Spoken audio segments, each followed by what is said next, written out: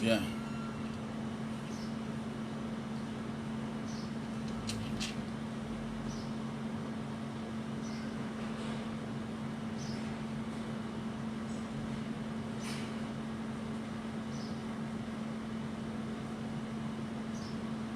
Bandeko Bolingo, bon dimanche à tout le monde. Nakendeki église na Sacré-Cœur, mais nakuti mukoze église na biso bongo akoya kona me place à kovanda ezate. Yango na tamboli na zu place te, na zu na zongi me Nzambe alimbisanga présence na nga na église ezalaye kaka.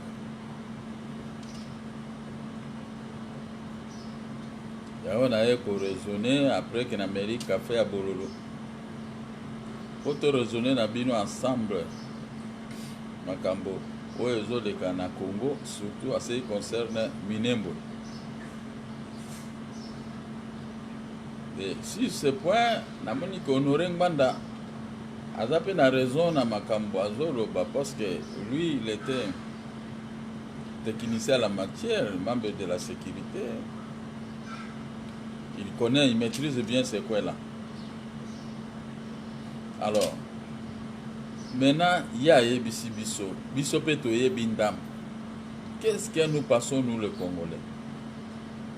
Pourrions-nous toujours rester dans les Facebook et dans les réseaux sociaux en train de se faire insulter, de se faire corriger, puisque les Congolais sont tous des docteurs à ceci.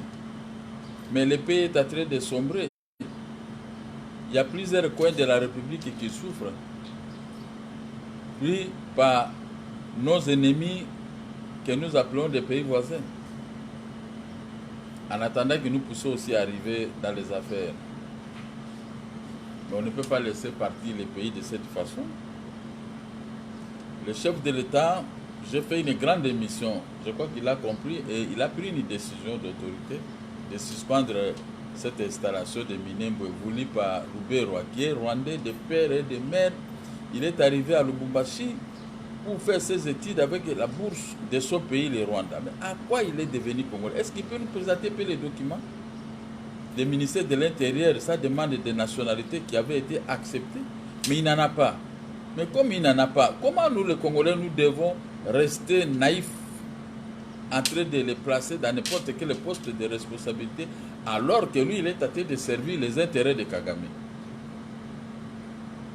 Quand vous regardez dans l'accord de l'Émirat, il est bien dit clairement, l'Alliance s'engage à céder 300 km à l'intérieur de la République démocratique du Congo. Alors, maintenant, il va céder. Comme ils ont cédé Minembwe 700 km, ils vont aller jusqu'aux frontières après avec le Rwanda. Mais comment un petit pays comme le Rwanda peut venir nous recoloniser? Les députés kibins de l'époque, en 1930, ils avaient vendu Guantanamo.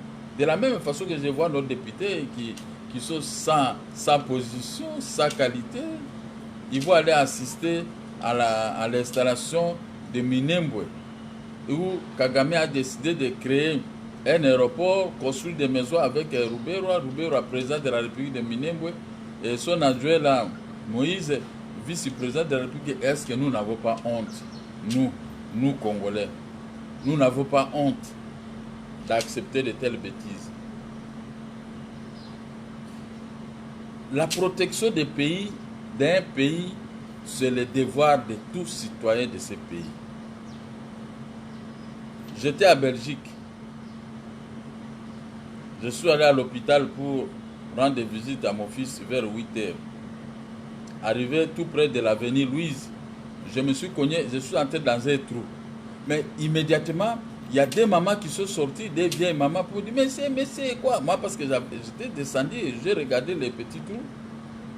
Ce n'était pas ma voiture Citroën, c'était la voiture d'un certain Jean-Martin que j'ai roulé avec pendant 6 mois que j'ai fait en Europe.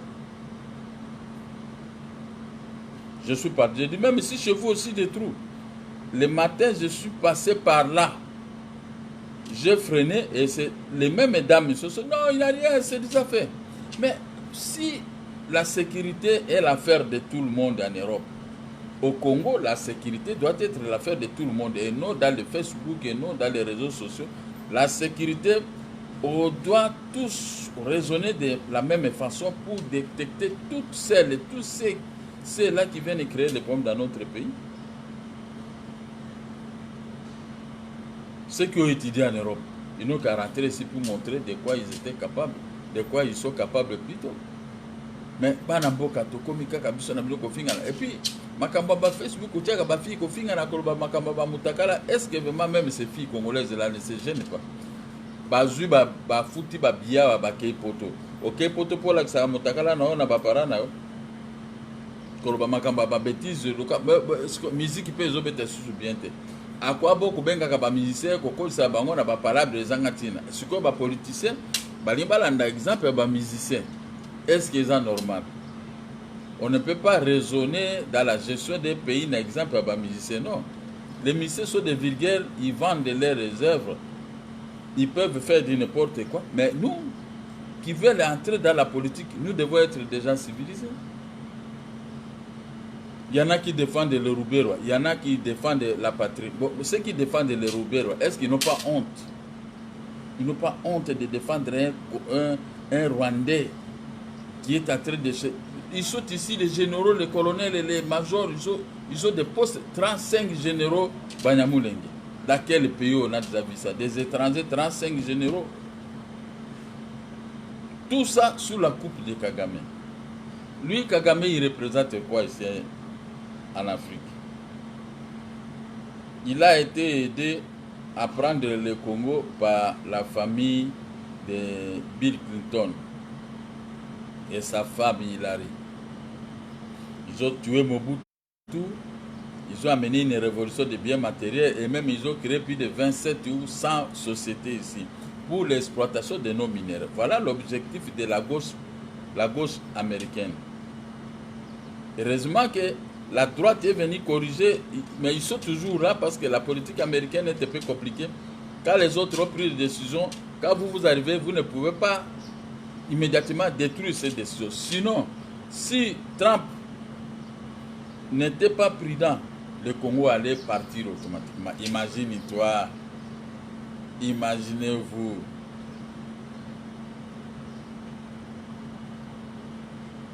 Moi, Nyamaya Mouké Azome la Congo. Imaginez-vous. Ils ont tué 12 millions de Congolais de Congo. 12 millions et l'équipe Rwanda. Rwanda, c'est 5 ou 8 millions d'habitants. Mais nous avons perdu 12 millions de Congolais et Congo.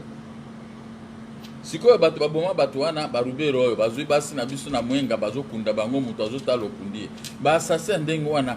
Est-ce qu'on peut vraiment les mettre dans le gouvernement? C'est parce que Kingakati moto et sali makamba mabe mingi ndeza na bango. Tala lelo ba auto somba immeuble moko na boulevard lokola ba mona kingai nazana immeuble na boulevard c'est le parti politique. Na tia en exergue na tia photo ya président de la République. Moi na mboka. De quoi tolbaki ke biso kam toza ale bazumbongo à l'état bazaka nango na ministre de la finance lokola yake ne kosala ka état financier chaque samedi ko futa moki ate ko futa boete. Bato ya Félix bakoko futa bango mbongo te. Donc je suis pénalisé du paiement de mon argent parce que bazotanga kombo à Félix parce que eux ils ont les finances. Maintenant sikoyo batie na boulevard parce que ba yebi bien que basali makamba mabe bato yo mbongo bazwa ko boma baboma bato kokanga bakangisa bato totiki bango sikoyo bakoma pe mikonzi atuka même yo congolais yango ata kuto lobe olingaka moki ate olingaka mboka no te vraiment tokotika bato yo basala bavantira tala niveau biso na bino toza nango tala niveau biso na bino toza nango bovandika misika bozoloba na biso no rembanda zonga wa soko yo komi na aéroport biso tokoya kozwa yo ngana zana Félix moto monta kwa okanga na aéroport ça mais bozonga bopesa ba idée na mwana ya kulutu po bato yo foto bundana bango bazo bundisa Félix di mato au soir ko yeba te so baka na to ko lexata un jour te pona il faut élection sale mais bango basali combien depuis 2001 élection sale na 2006 ya lokuta 2011 na 2018 wana za élection wana 18 ans, mandat ezalaka une fois, renouvelable une fois.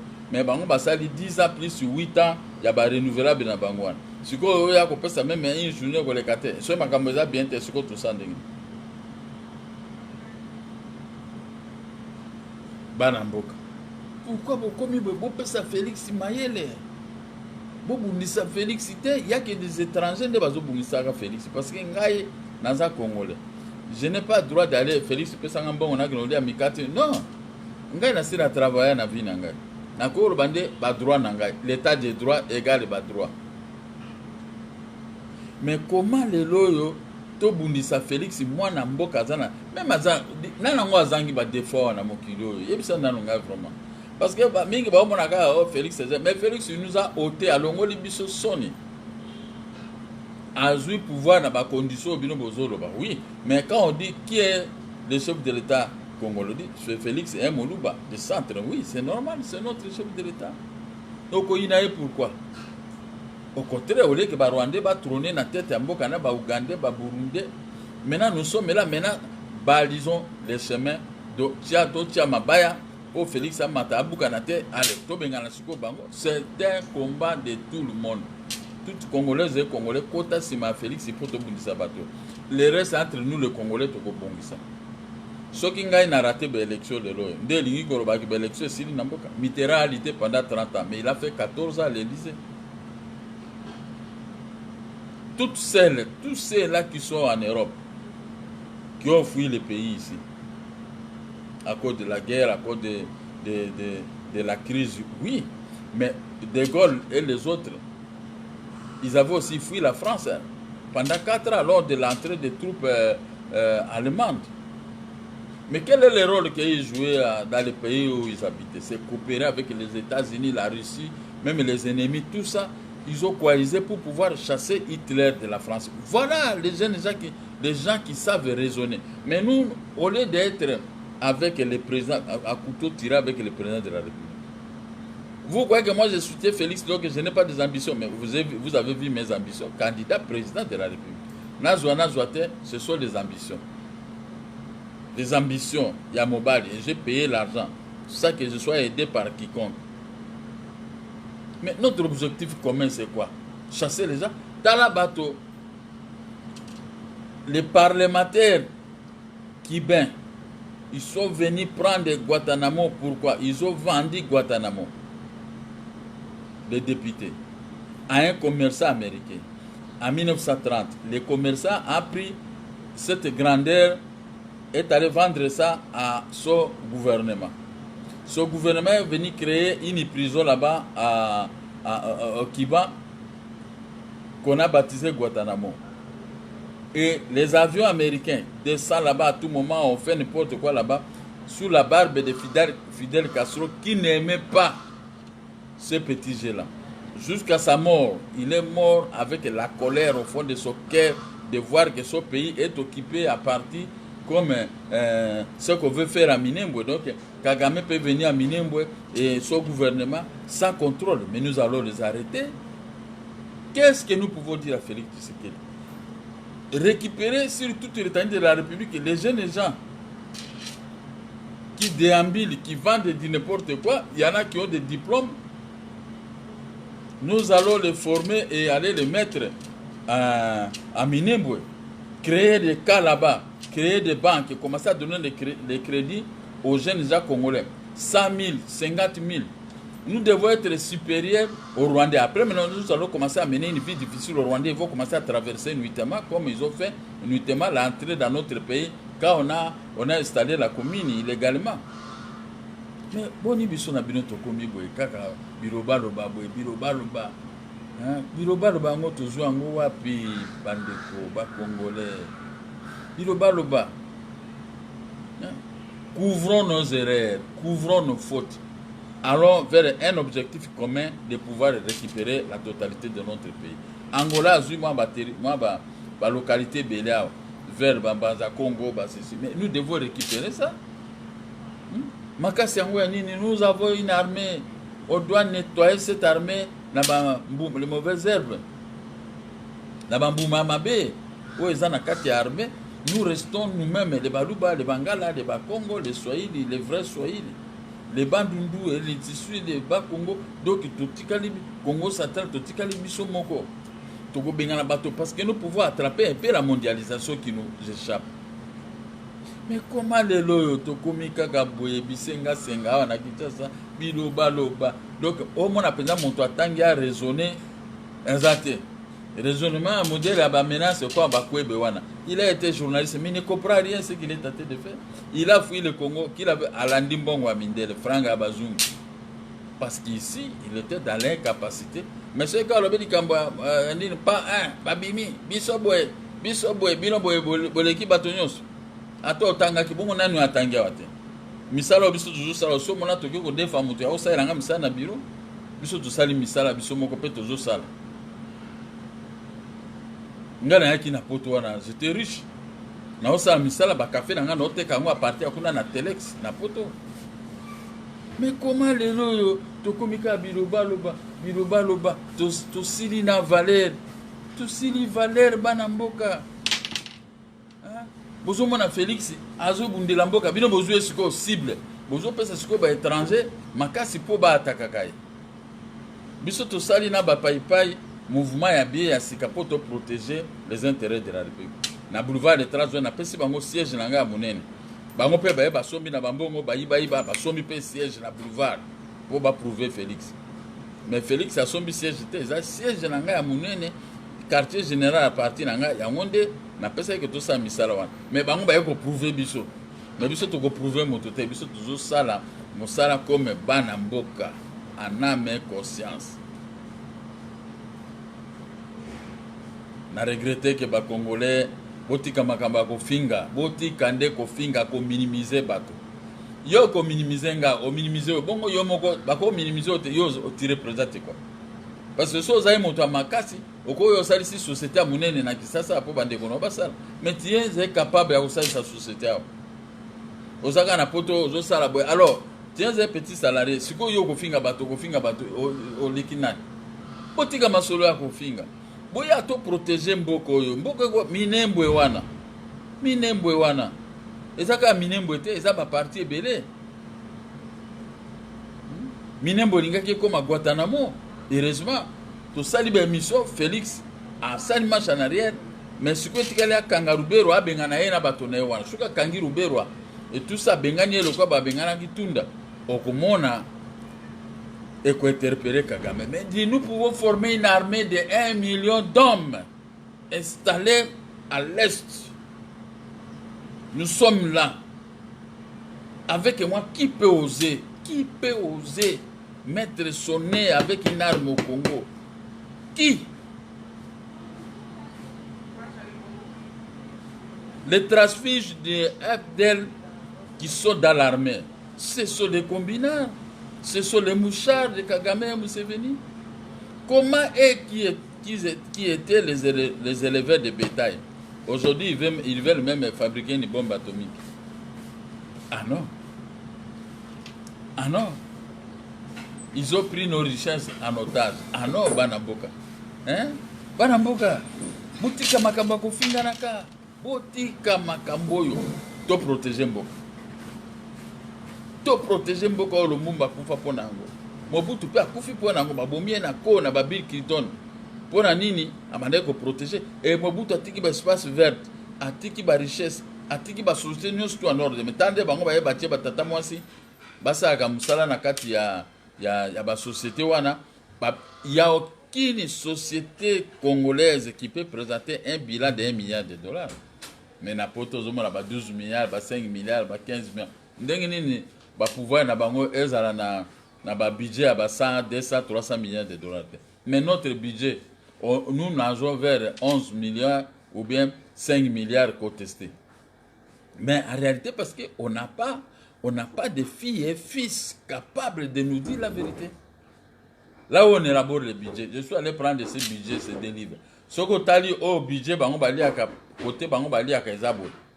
Côté entrée, il y a des recettes. Moi, je suis là.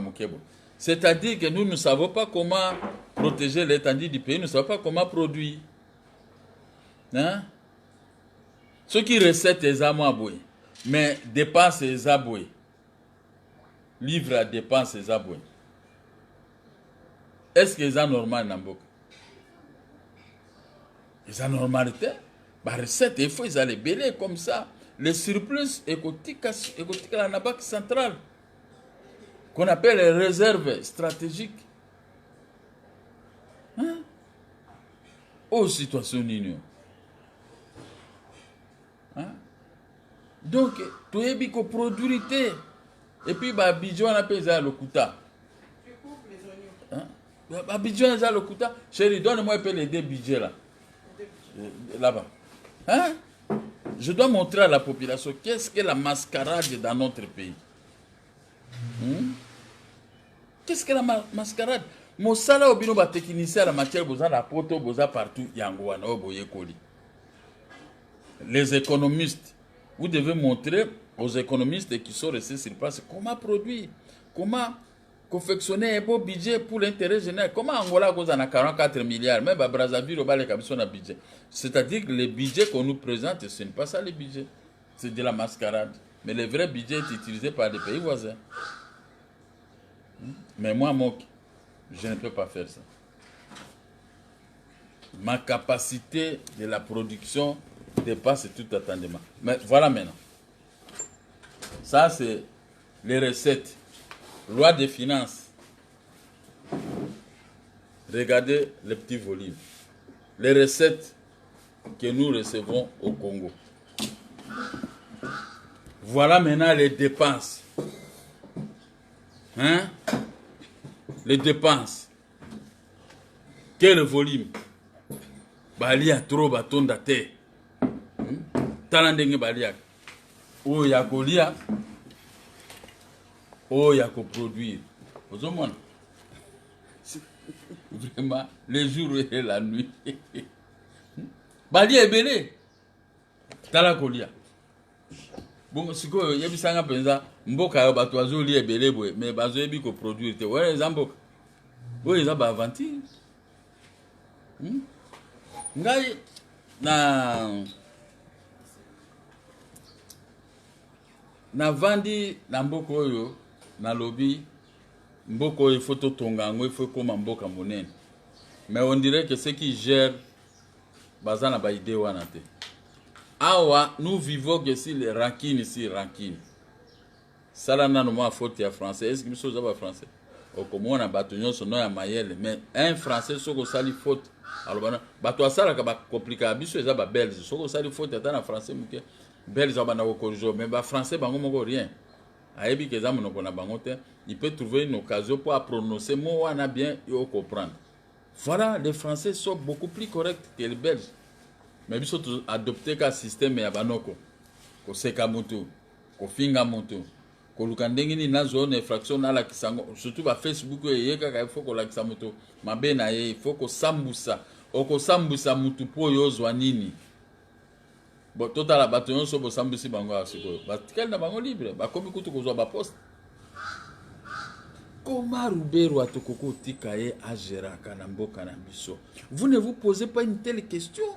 Botia Félix Mbamba qui y a za Rwandais. Bangounyo Baza Rwandais ne peut pas être dans l'armée, dans la police, dans le gouvernement. Voilà la question. La question qui tique,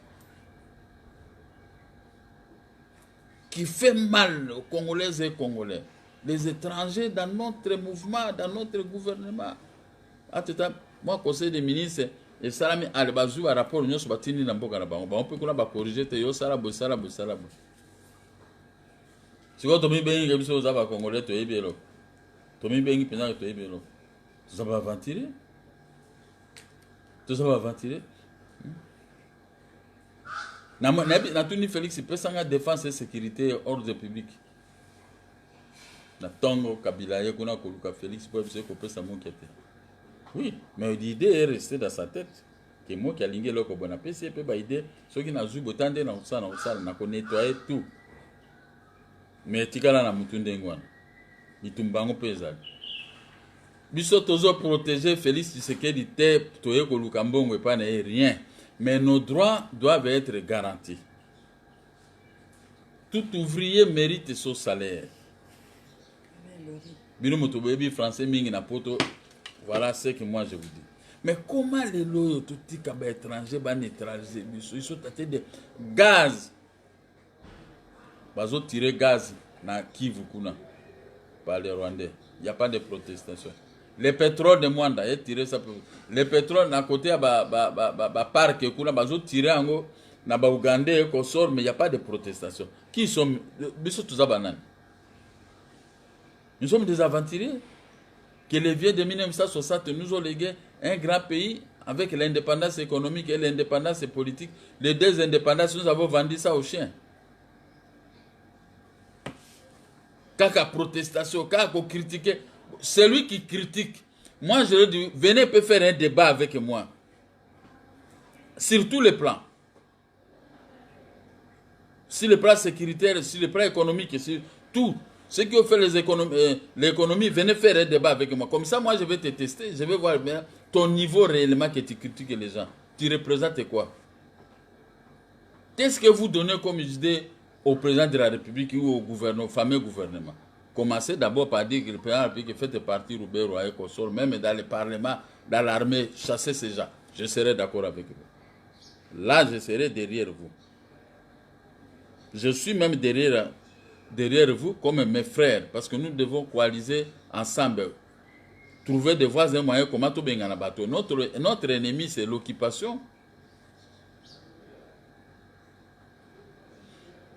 Bah, espace est belé à l'intérieur du pays. Yango zomo na bateau na bazomo na ba biso cartographique na biso ba sala ngo de yango bazo zoaka ba espace wana.